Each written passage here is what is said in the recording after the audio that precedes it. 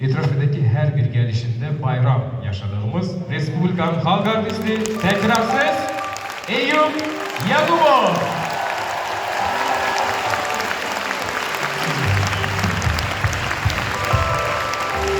Vermiş olduğu ilk noktada vermiş olduğu gibi o enerjinizle ödülmeye hazırdır.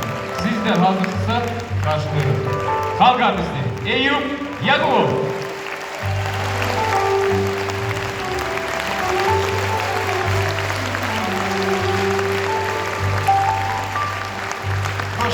Hoş gördük. Akşamımız xeyir olsun. Var oluz. Vagif Əsədov bizim güzel sənətkarımız, güzel insan, güzel şəxsiyyət. Mənim ustadım, müəllimim Vagif Əsədova eşq olsun. Çok sağ olun.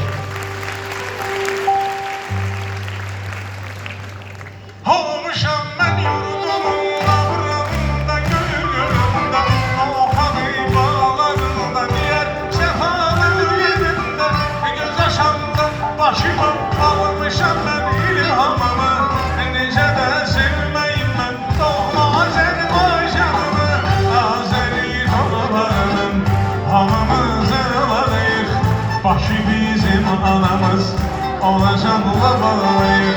Sen saçıya güneşim Azerbaycanıma, əzizdir mənə vətənim, mən bağlayan başıma.